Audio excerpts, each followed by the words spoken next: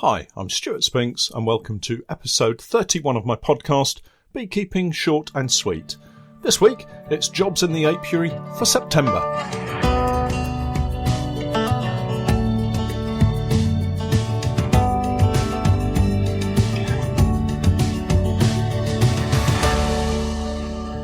Beekeeping Short and Sweet, a beekeeping podcast for the inquisitive beekeeper with a short attention span.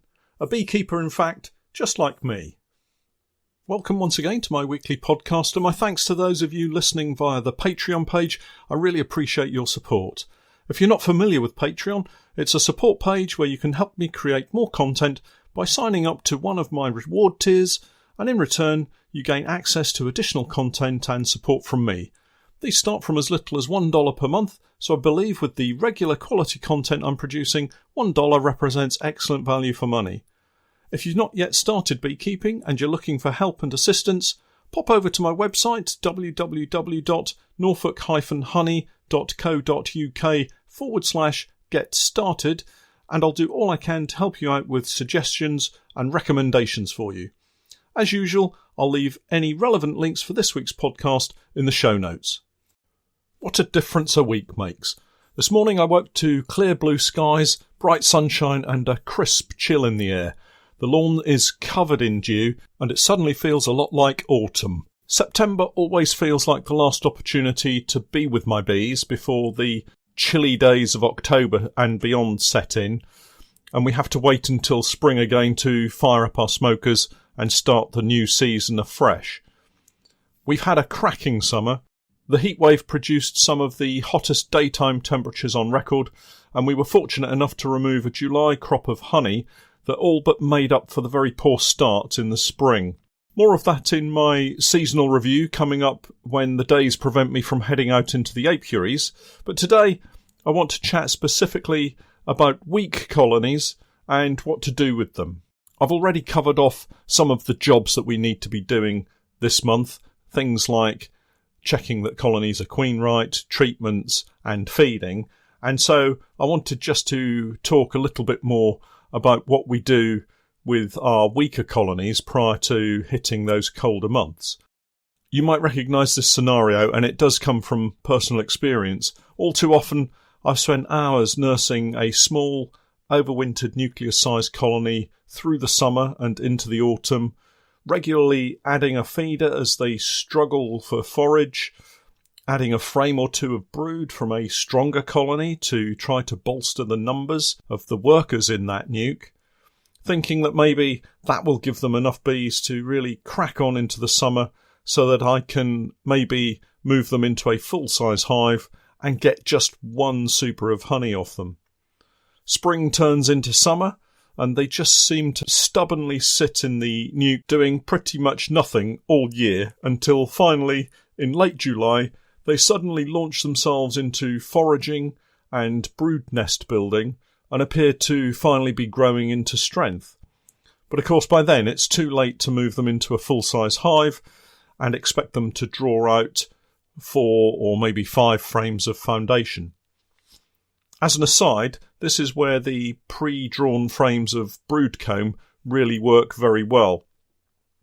Anyway, the nuke sits in the apiary, having done nothing all year except take my time, effort, sugar syrup, treatments, and now I have to cross my fingers again and hope that they'll survive the winter.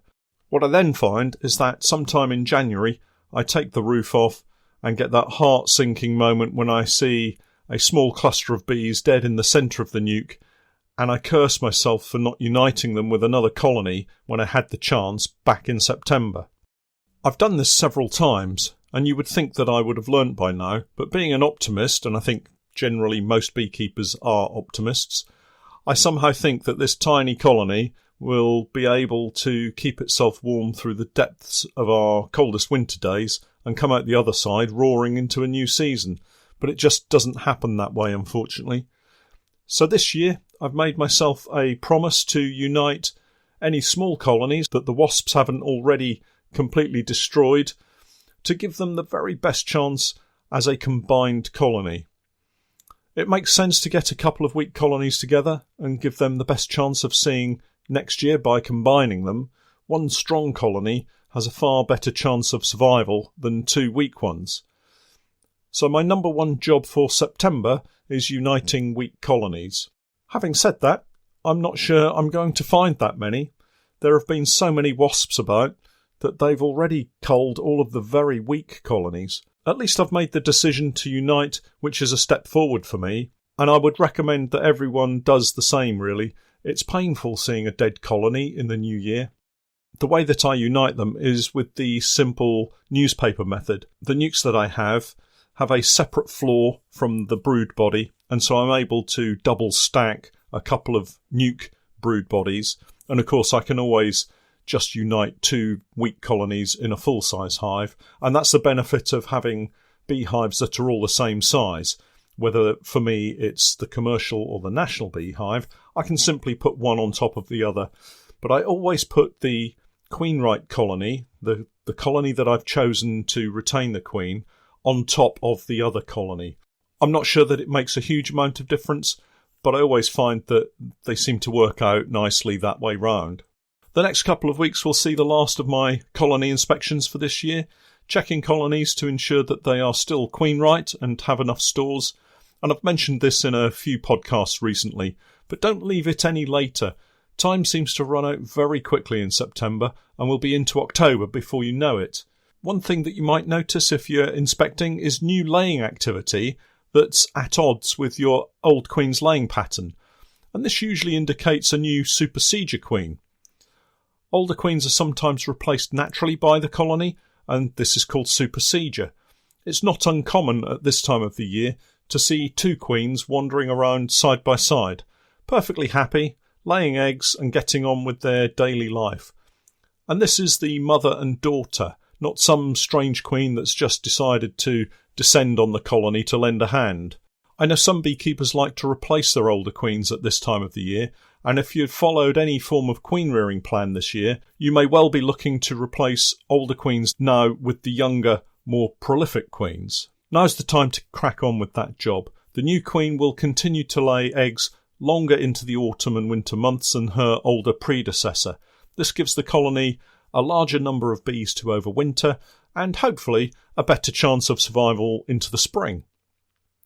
Remember, the colony is now slowing down. The queen's egg-laying will reduce even if she is a new queen, and the colony will soon be thinking about setting the cluster as the nights turn colder. If you've not treated colonies for Varroa, you may well find the brood nest area becoming very ragged with partially capped cells, dead bees in cells, and brood dotted around the frames. This may be parasitic mite syndrome, and it will cause a colony to fail over winter, so do make sure you've got treatments on where needed. It's not too late, but soon you won't be able to help them. My bees will soon be foraging on the ivy. The plants near my apiaries have already started to flower, at least the very early varieties, and the bees will be loading themselves up with pollen to bring back to the hive to store for use over winter and into the new year. It's one of the last major pollen crops for our bees, so if you're swapping out old black brood frames for nicely drawn light-coloured new frames, make sure that you've done it before the ivy pollen comes in, because the bees will need a source of pollen. Running the commercial beehives, as I do, means that I don't have to add a super to give extra food to the majority of my colonies. This also means that once the honey is off, I can also remove the queen excluders and give them a clean before the days start to turn too cold. If you're thinking of leaving a super of honey on your hive, do remember to remove the queen excluder. If the workers move the cluster higher in the hive, there's a possibility that the queen could be left on the wrong side of that queen excluder, and that would be disastrous for her.